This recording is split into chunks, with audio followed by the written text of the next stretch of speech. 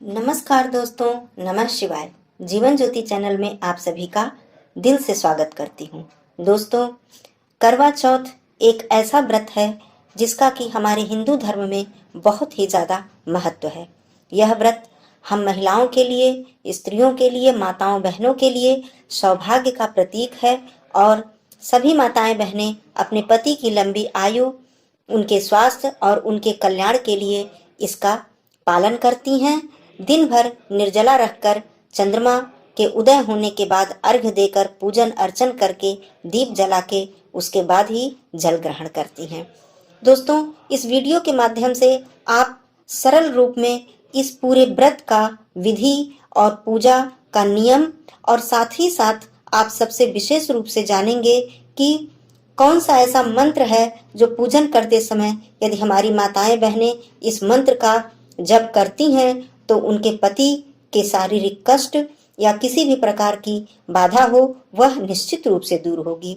इस करवा चौथ में आप अवश्य ही इस मंत्र का जाप करें और अपने पति की कल्याण की कामना करें। तो दोस्तों, वीडियो पूरा देखिएगा जिससे कि आपको यह सारी जानकारी मिल सके।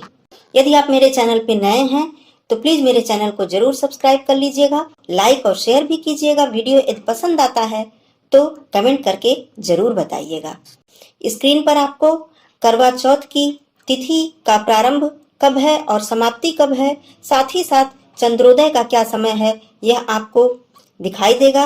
आप उसे नोट कर लीजिएगा, उसी हिसाब से, उसी के समय के हिसाब से आप पूजन करिएगा। इस व्रत में चंद्रमा की पूजा के साथ साथ भगवान शिव जी, माँ पार्वती जी और गणेश भगवान जी और साथ में कार्तिकेय भगवान जी अर्थात शिव परिवार की पूजा करने का विशेष महत्व होता है।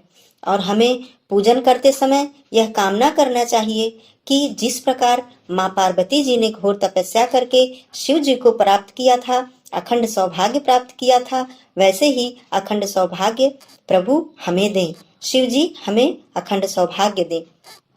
फिर चंद्रमा के उदय होने के बाद, जिसका कि समय आपको स्क्रीन पर दिखाई दे रहा होगा, आप नोट कर लें। उदय होने के बाद आप चंद्रमा को अर्घ्य दें, धूप दीप करें, साथ में दीप जलाएं और फिर तांबे या मिट्टी के करवे में चावल, उड़द की दाल, सुहाग की संपूर्ण सामग्री जिसमें कि सबसे ज्यादा महत्वपूर्ण सिंदूर, बिंदी, चूड़ी, मेहंदी, आलता, बिछिया, इस तरह से शीशा, कंघी, जितनी भी सुहाग की सामग्री होती है सब रख लें। साथ में दक्षिणा कुछ रख लें और अपने सासू माँ का चरण स्पर्श करके उन्हें भेंट स्वरूप यह सामग्री दें और उनसे आशीर्वाद प्राप्त करें। उनसे आशीर्वाद लें कि आपका सौभाग्य अखंड बना रहे। मैं यह भी बता देना चाहती हूँ कि यदि मान लीजिए कि आपकी सास नहीं है, ऐसा है आपके साथ कि नहीं है आपकी सास, तो आप अपने आसपास किसी भी बड़ी बुजुर्ग महिला को अपने सास का स्वरूप मानकर उन्हें यह सामग्री भेंट कर सकती हैं और उनसे चरण छूकर उनका आशीर्वाद ले सकती हैं। इसमें कोई दिक्कत की बात नहीं है। ऐसा करने से आपको आशीर्वाद मिलेगा। करवा चौथ के दिन स्त्रियों को 16 श्रृंगार करना चाहिए। संपूर्ण श्रृंगार करके नया वस्त्र धारण करना चाहिए जिसमें कि लाल, पीला, गुलाबी, हरा, यह रंग बहुत ही महत्वपूर्ण होता है। मैं खास करके बता दूं कि काला रंग जो होता है, जैसे आजकल फैशन का समय है, बहुत सारी महिलाएं अपने अपने हिसाब से सारी सामग्री खरीदती हैं, तो मैं ये बता दूं कि करवा चौथ में भूल कर भी आप काला रंग प्रयोग न करें।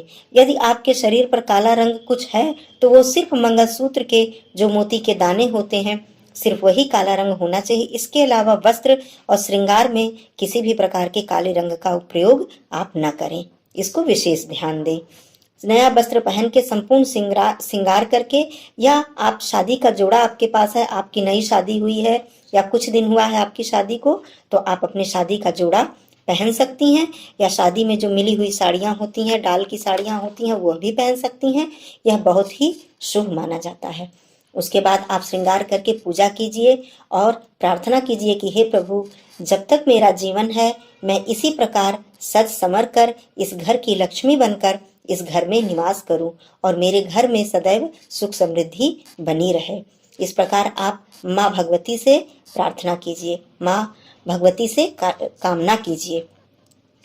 चंद्रमा को अर्घ्य देने के बाद दीप अवश्य ही जलाइए। दीप दान का बहुत ही ज्यादा महत्व होता है, इससे हमें बहुत ही ज्यादा पुण्य मिलता है। तो दीप दान आप करने के बाद, पूजन करने के बाद, अब मैं बात करती हूँ कि ऐसा कौन सा मंत्र है कि जिससे कि हमारे पति का संपूर्ण कल्याण जुड़ा हुआ है। यदि 2 मंत्र मैं बताऊंगी, आप ध्यान से सुनिएगा। एक जो मंत्र है वह मंत्र खास करके आपके पति के यदि शरीर में कोई दिक्कत है, जैसे शारीरिक दिक्कत है, बीमार रहते हो, भगवान न करें किसी के पति बीमार हो या वो किसी भी प्रकार की दिक्कत हो, लेकिन मान लीजिए ऐसा होता है, तो प्रभु तो सबका कल्याण करने वाले हैं। तो मैं मृत्युंजय मंत्र बताऊंगी और एक जो दूसरा मंत्र बताऊंगी वह मंत्र समस्त बाधाओं को दूर करने के लिए है। मान लीजिए कि आपस में आपके कोई अनबन रहती हो या आपके पति का स्वभाव कुछ गुस्से वाला हो, चिड़चिड़ापन हो स्वभाव में, इस प्रकार से कोई भी समस्या हो तो आप दूसरे मंत्र का जप कर सकती हैं। आप 10 मिनट, 15 मिनट, 5 मिनट भक्ति भाव से, मन से उनके कल्याण की कामना करते हुए, अपने पति का ध्यान करते हुए यदि आप करती हैं तो निश्चित मानिएगा कि यह मंत्र इतना शक्तिशाली है। मंत्र में बहुत ही अपार शक्ति होती है। तो ध्यान से सुनिएगा। और साथ में मैं यह भी बता दूं कि कृपया मंत्र का उच्चारण गलत मत करिएगा। पहला जो मंत्र है मृत्युंजय मंत्र, उसे आप सभी माताएं बहनें जानती भी होंगी। इतने ही जानती हैं तो ध्यान से सुन लीजिए। ओम त्र्यंबकम यजामहे सुगंधिम पुष्टिवर्धनम उर्वारुकमिव बंधनान मृत्योर्मुक्षीयमामृतात्। इस मंत्र को रिपीट करके भी आप सुन सकती हैं।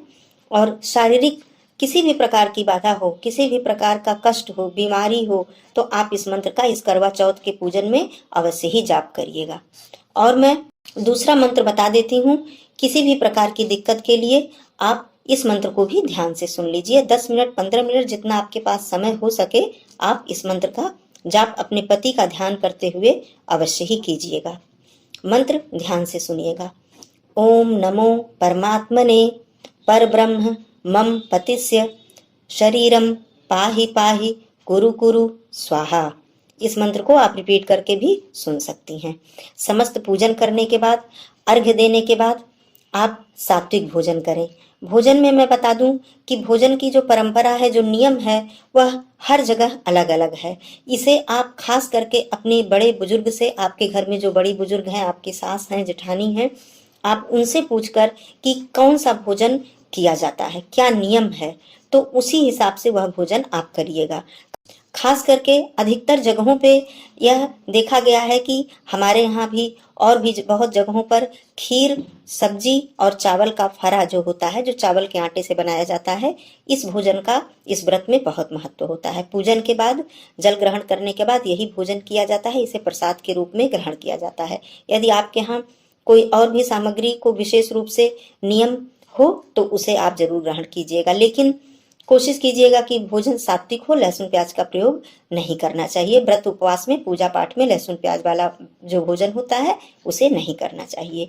तो यह तो मैंने अपने यहाँ की परंपरा बता दी। आप अपने यहाँ की परंपरा के हिसाब से भोजन कीजिएगा, लेकिन भोजन सात्विक ही रहे तो बहुत ही अच्छी बात है। तो इस प्रकार आप भोजन ग्रहण कीजिएगा। उसके बाद अपने सासू माँ, पति और घर में यदि और भी आपके जो बड़े हैं, सबका पैर छूकर अपने सौभाग्य के लिए आशीर्वाद लीजिएगा। माँ भगवती से, भगवान भोलेनाथ जी से आशीर्वाद लीजिएगा और अपने व्रत को संपूर्ण कीजिएगा।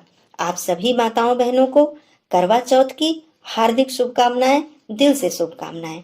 दोस्तों, वीडियो यदि पसंद आता है तो मेरे चैनल को जरूर सब्सक्राइब कीजिएगा और कमेंट करके जरूर बताइएगा। धन्यवाद दोस्तों। नमः शिवाय।